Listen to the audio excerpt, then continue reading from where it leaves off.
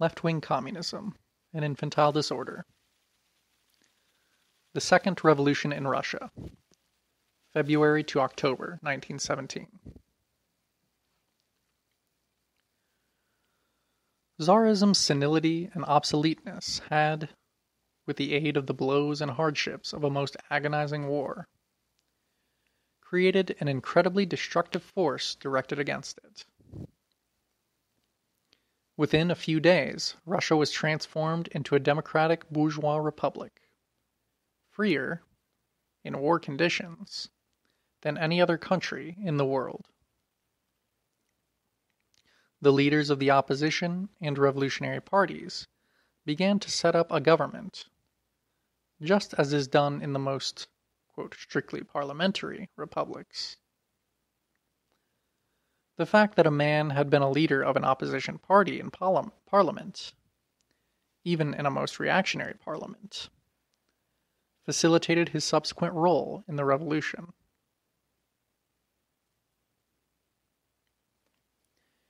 In a few weeks, the Mensheviks and socialist revolutionaries thoroughly assimilated all the methods and manners, the arguments and sophistries of the European heroes of the Second International, of the ministerialists and other opportunist riffraff.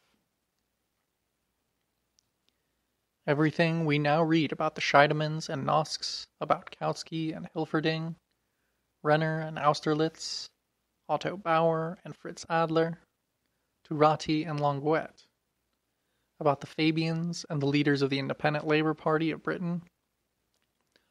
All this seems to us, and indeed is, a dreary repetition, a reiteration of an old and familiar refrain. We have already witnessed all this in the instance of the Mensheviks. As history would have it, the opportunists of a backward country became the forerunners of the opportunists in a number of advanced countries.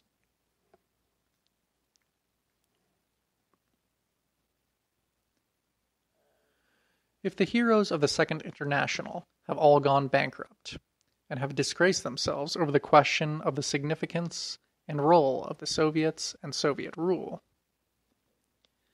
if the leaders of the three very important parties which have now left the Second International, namely the German Independent Social Democratic Party, the French Longuetists, and the British Independent Labour Party, have disgraced themselves and become entangled in this question in a most, quote, telling fashion.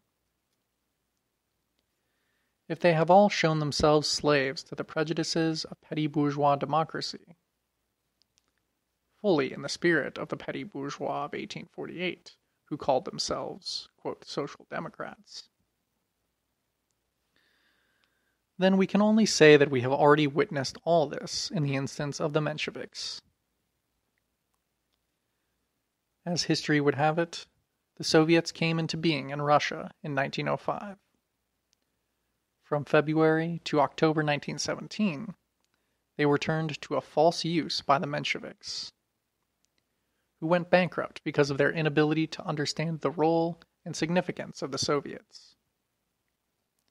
Today, the idea of Soviet power has emerged throughout the world and is spreading among the proletariat of all countries with extraordinary speed.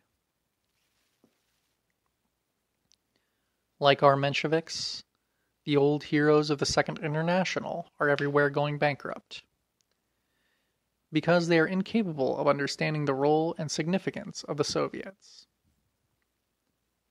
Experience has proved that, on certain very important questions of the proletarian revolution, all countries will inevitably have to do what Russia has done.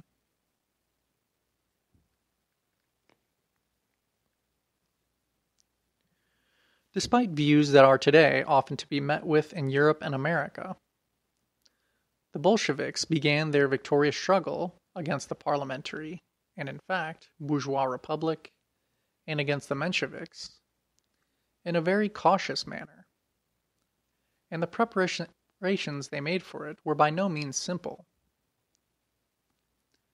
At the beginning of the period mentioned, We did not call for the overthrow of the government, but explained that it was impossible to overthrow it without first changing the composition and the temper of the Soviets.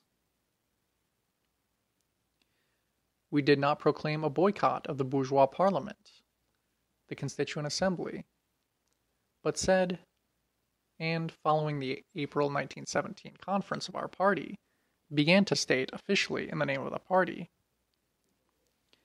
that a bourgeois republic with a Constituent Assembly would be better than a bourgeois republic without a Constituent Assembly, but that a, quote, workers' and peasants' republic, a Soviet republic, would be better than any bourgeois democratic parliamentary republic. Without such thorough, circumspect, and long preparations, we could not have achieved victory in October 1917, or have consolidated that victory. End of section.